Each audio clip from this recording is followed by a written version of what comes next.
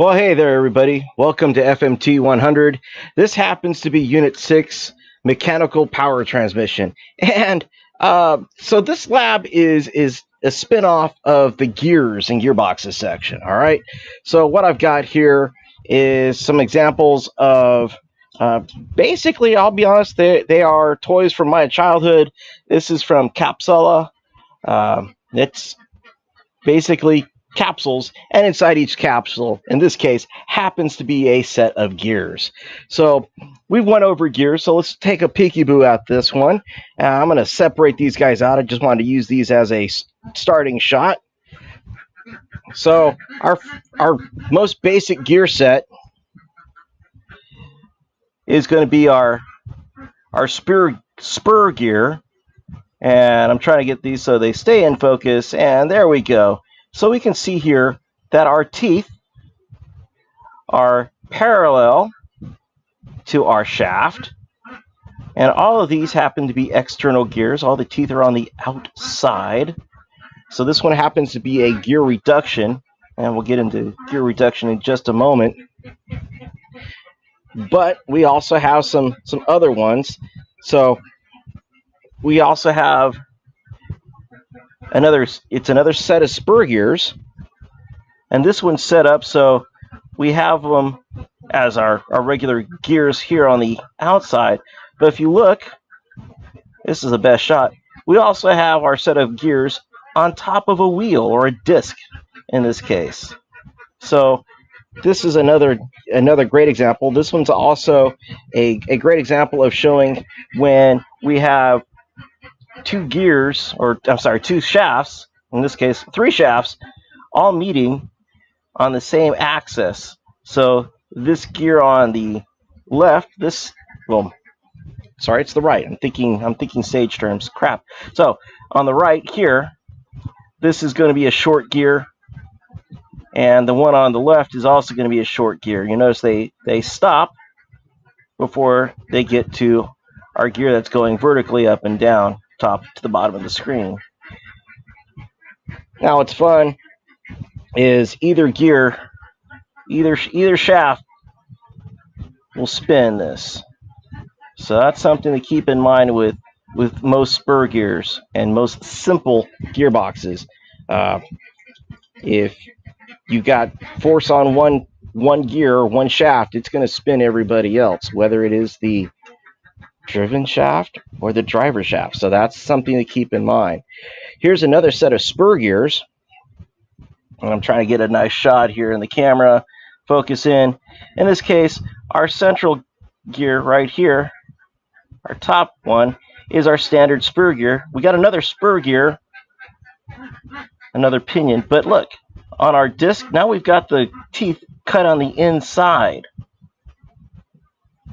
So as we spin the top gear, we notice that it spins the larger disc, and in turn spins our bottom. That's, like I said, some basic gear sets here.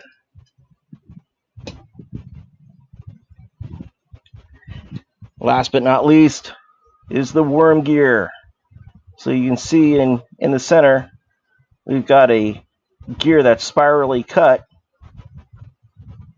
and its teeth are engaging, in this case, let's see if I can get a good shot of it.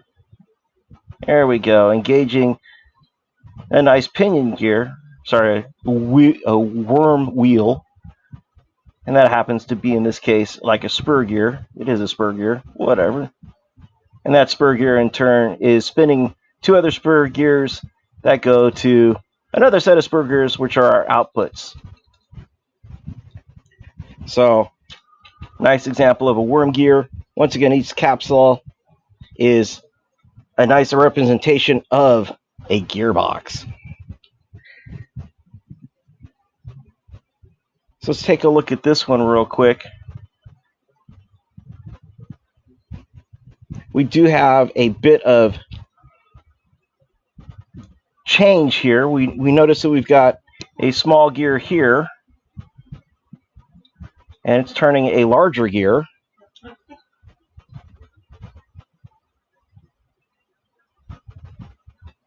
And if we were to put a nice wheel on this, makes it a little easier to see. Get my mark on it. I'll properly index there. So what I've got is, this is the little wheels that came with it, and I have marked the wheels. I'll try to get this one so it was.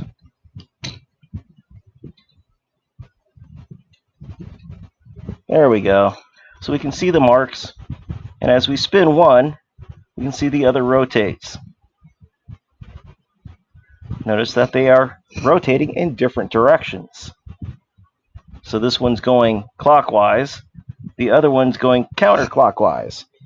And if we spin the bottom wheel once, it could go one full revolution. This guy isn't quite there yet. So let's see here. We go for another full revolution here. Oh, oh, oh.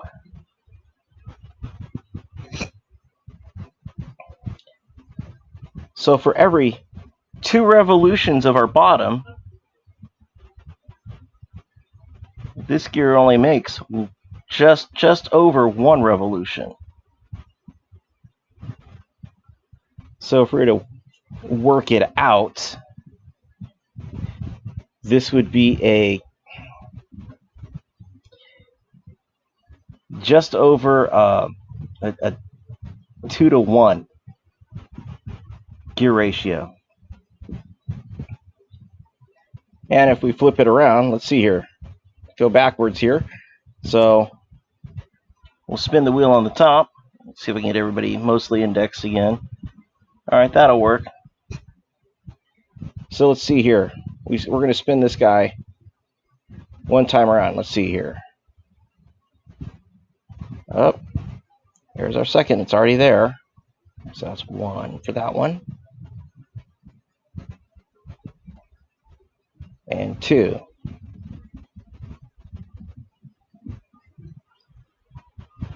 So we're looking right around a 2-to-1 ratio. So it all depends. If you go back and look at the page for gears and gear ratios, it all depends on which is your driven gear and which is your driver gear. In this case, we use this last one. This is our driver. That's the one I'm spinning. And which is your driven. In this case, this gear now is being driven. The one that my hand is not on is the driven gear.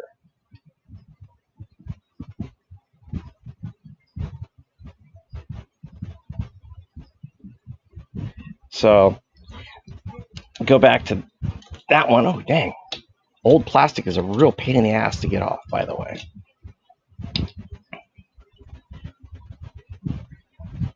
So review that and go over a little bit more on what I'm trying to go for. So we'll take a look at this one. So if you look at our small gear here, it's turning a much larger gear. So let's see what happens with that. See if I can get everybody indexed again. Quick note while I'm getting this all together, it's currently 100 degrees inside the lab, so yes, I am sweating. I'm even in a kilt and I'm sweating. So here we go. I'm going to kind of put this on the side. So here's my driven gear. I'm driving the small gear. So let's see. See how many rotations we're going to get here. So, here's my driven. I've already got 1 rotation in on my driven. All right, my driver. Here's my driver. Spinning my driver. 1 rotation on the driver.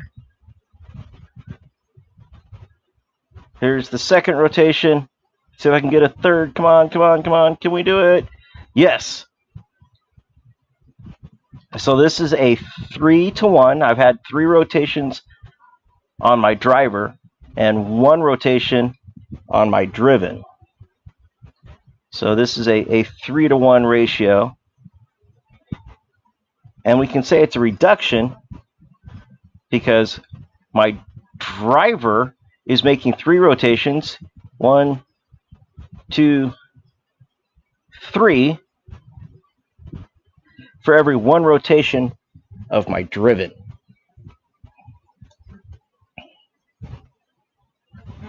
But wait, what happens if I reverse it? So now I'm spinning the large gear, okay? So here's my driver once again. I'm going to the large gear, and this poor guy is on the small one finally. So yeah, here we go. Gonna spin my large gear. Oh crap, here's 1. That's 1 rotation on the driven. 2 rotations on the driven. Here we come up to it. There we go. A little twist makes it 3. So for every 1 rotation of our driver here, we've gotten 3 rotations off of our driven gear. It's still a 3-to-1 ratio. In this case, we are speeding it up. It all depends which way we're going. Are we going up or are we going down based on what gear is the driven gear? Alrighty.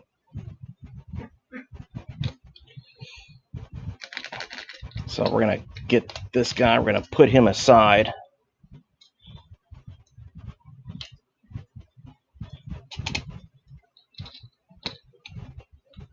I'll get this poor guy set up here.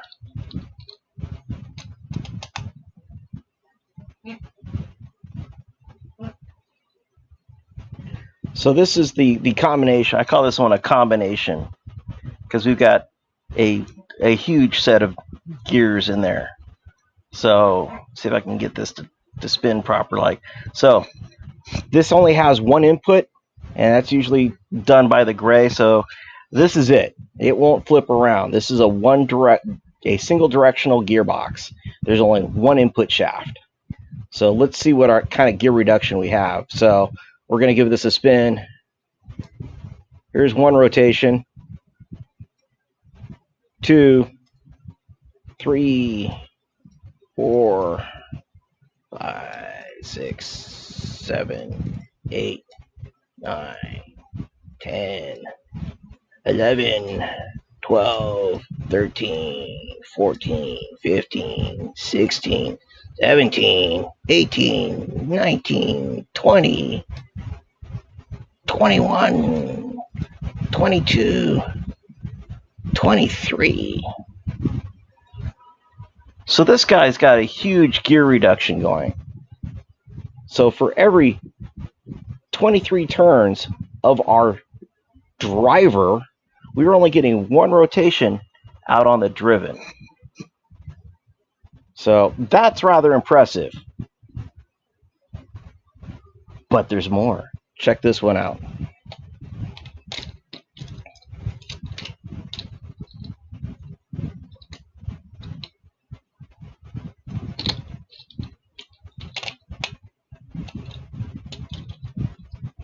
See if I can get this so you can still see the gears.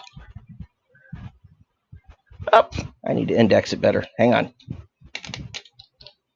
Look, I'm doing this live, okay? Here we go. Here we go. All right. So here's our worm gear. Here's our worm gear. So once again, on a worm gear, there's only 1 input shaft, and that shaft is on the worm gear itself.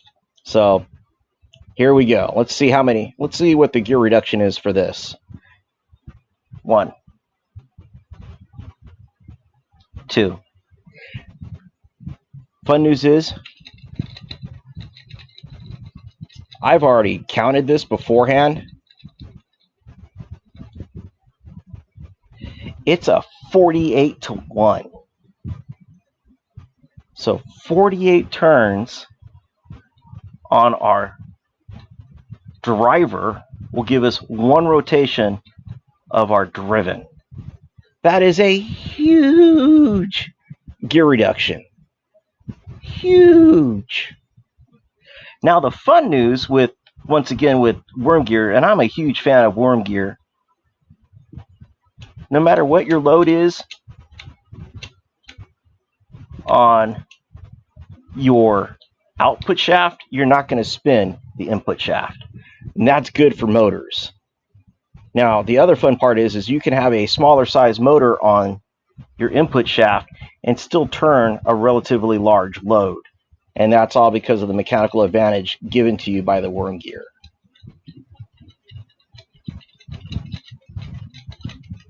Now, the even better news is that's pretty much it for the lab. So we've got a worm gear. It's got a worm in it. The gear that the worm gear is spinning, in this case, this guy right here, right at the top, that is our worm wheel. See if I can stage him nicely here so you can still see everything. That's mostly. We have an internal gear, spur gear. That's what this one is. And it also has internal gears. And because the gears are smaller here, they are the pinion gears. See if the camera will stay focused. Come on, there you go. We've got another set of spur gears here. These are all external. And we've got our regular deal here, as well as a disc. That's our larger gear there. And then last but not least, we also have huge gear reduction in our complex or our combination gear. And that one's not going to, I'll do it this way so you can see all of them. So we've had some gear reduction, basically 2 to 1, 3 to 1. Now I can't remember. Oh well, doesn't matter. I really wasn't impressed with this one anyway. It was like 24, and this one was 48. So our worm gear had the greatest ratio of 48 to 1, and it was total gear reduction. So that was it for the lab. Like I said, I wanted it to be a quickie. You guys hang in there, and the next thing after this is going to be the midterm. So please, if you got any questions, give a shout out, and I should hope to see you in our chat and cries. Talk to you later.